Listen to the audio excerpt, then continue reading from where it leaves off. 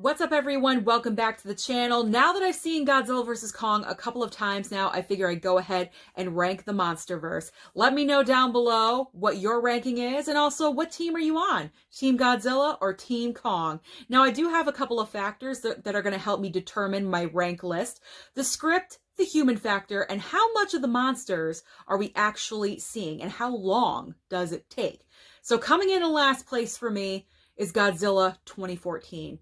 Now, I just watched this a couple of days ago. I just bought the Steelbook, the exclusive FYE Steelbook, and I was really looking forward because I just watched Godzilla vs. Kong. I had seen all of them except Godzilla 2014.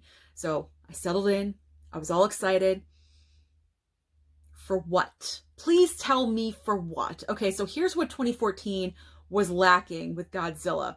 It starts off okay. We get this background story. We have Bryan Cranston. He plays a smarty. He seems to know what's going on. But then we lose him. And then I think when that happens, the entire story kind of just goes out the window. Now we're supposed to be invested not in Bryan Cranston, but his son, played by Aaron Taylor Johnson. Us MCU people know him as Pietro. By the way, in this movie, him and Elizabeth Olsen play a married couple, and watching them make out gives me the skeeves like nothing else. Granted, this movie was made before they were in Age of Ultron that came out in 2015, but still, it's a little creepy. But moving on. One of my biggest complaints is with Elizabeth Olsen. I feel like she was cast for no reason. This part was a throwaway. All she did was make out with her husband. She went to work. And she was kind of just like tossing her kid to anyone that would watch him. And that was it. She wasn't a vital part of the story.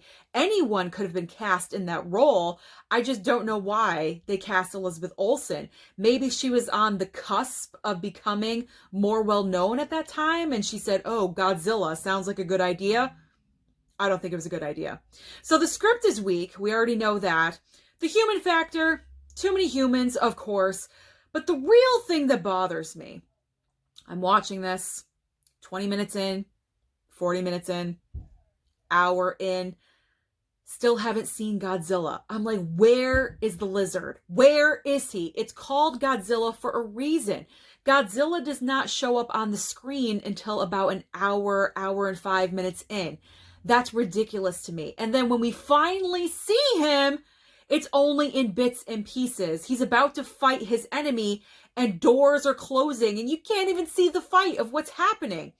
Granted, I kind of understood what they were doing because when they did have close-ups of his feet, it kind of gives you the grand scale of how big Godzilla really is. I get that. That's kind of cool. But we're here for a monster fight. I want to see the monsters. Give me the monsters. So this was my biggest complaint. The final battle, I will say, was pretty badass with Godzilla shooting his radiation. That was awesome. But leading up to that, I was waiting and waiting and waiting. I don't like to wait. I want to be entertained throughout the entire film. I don't want to wait until the last 10 minutes to get some satisfaction. So let's move into the number 3 spot. It is Godzilla, King of the Monsters. Godzilla just cannot win with me. I am sorry. And I thought Godzilla, King of the Monsters would be in last place. But no, I enjoyed this film a smidge more than Godzilla 2014.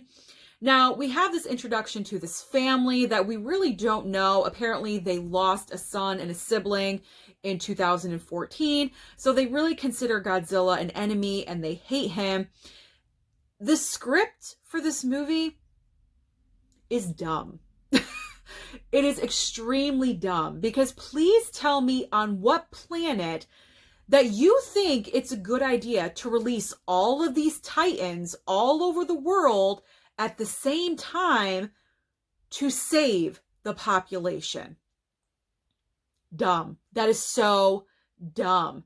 But my biggest complaint about this movie is that you can never see the monsters. We have so many monsters. We have Godzilla, we have Ghidorah, we have Rodan, we have Mothra, we have other ones that are being awakened throughout the entire world. Because of the way this film was shot, with the blue and the darkness, that created a boundary where you could not see the monsters. And then It was always raining. There was always fog. It was always cloudy. I went and saw this in the theater and I could barely see them at one point. I'm like, what is the point of this movie? You can't see the monsters. It is so annoying to me. Why they would choose to make that choice to film that way really boggles my mind. And this is why Kong movies are higher on my list, because for some reason the people that make Godzilla movies want to keep all the monsters a secret, and I don't know why, because we know they're there. We want to see them. We want to see them fight. We want to see the action. Godzilla King of the Monsters truly disappointed me, and the humans, way too many humans. Way too many humans, like always. Now in the number 2 spot, the runner-up. Which one do you think it is? Godzilla vs. Kong or Kong Skull Island? Personally, for me, I'm putting Godzilla vs. Kong. Ooh, I think I surprised you. This movie was a rockin' good time, I have to say. Watching it 2 times now, once at home on HBOMAX, the other in the Dolby Theater. If you could see it in your Dolby Theater, if you have one, please do. An IMAX, whatever you can. See it on the largest screen possible. It is highly entertaining. Now, the script is not the best script, yet again. It does have issues and it does have problems. However, the human factor, there are kind of too many humans again, but we do have some that I cared about. The little girl. I enjoyed the little girl. What's her name? Gia. And I loved her relationship with Kong. I know a lot of other people don't enjoy that. They just want Kong to be Kong and that's it. Don't have any relationships. But I feel he needs to have a touchstone. He needs to have someone that he can care about. Because usually in every single movie, it's portrayed as the beautiful blonde that gets in trouble and he rescues her. This was different. He didn't have that in this movie. That was the little girl for him. He cared about her. He saved her for a reason. And that's where his heart is invested in this child. So I love that. I love that humanistic approach to loving Kong. Even though he is a monster, I love that. So, weak script, yes, but we do have some humans that I care about. I didn't mind, what's her name? Rebecca Hall as the kind of Jane Goodall zoologist there taking care of Kong. She was okay. But everyone else was kind of like, you can kick rocks and get out of here. I wasn't really invested in anyone else. But the fights were absolutely incredible, because in Godzilla vs. Kong, we have 3 epic battles that you can see the monsters. You can see them. Right off the bat, when we open in this film, we're seeing Kong in the buff. He's just walking around. We can see him perfectly. I love how when they had the epic fight in the city, they had the brilliant idea of highlighting all the buildings in neon. So that just brightened up the screen. They didn't want anything in the dark. I appreciated that. I thought that was a brilliant, creative way to do it.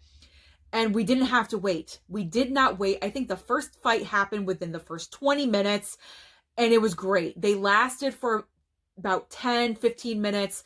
Then they would go away. Then we would have round 2, and then that would go on. It was nonstop action. So Godzilla vs. Kong, fabulous movie. I loved it, but it's not my number 1 choice. My number 1, obviously, is Kong Skull Island. I don't know. I think the script is stronger. Out of all the movies in the Monsterverse, I think the Kong Skull Island script is the strongest one. It has a singular plot line. There's not all of these other hidden agendas of what we have to do. They're going to the island for a reason. They're trying to discover what is on this island. Point blank, period. They don't have a hidden agenda of let's do this, let's suck something out of the earth and get it back. We don't have a bunch of unnecessary evil characters that are trying to be shisty and doing things behind the scenes. Because when you have one singular plot line, you don't need all that extra stuff. So that weeded out all the garbage that we did not need. The music is great. The soundtrack is awesome. It totally gets you in the mood. And it takes place in the 70s. So it has that great nostalgic vibe that I like. You could see Kong all the time, right away. He's having battles with the other animals on Skull Island, which are absolutely fantastic. Great action sequences. And again, he doesn't have that trope of falling in love with the young girl, like you would think he would fall for Brie Larson. No, he just saved her. He saved her because he cares about humans. Obviously, he's protecting the humans on the island, so he's going to protect the humans that have fallen into his space. And so I like that. I like how we're deviating away from the typical Kong with the young blonde and he saves her every time. We're giving him different aspects, and I love that. We're making him multi-dimensional. So this is why Kong Skull Island is my favorite. It just has a good flow, a good vibe.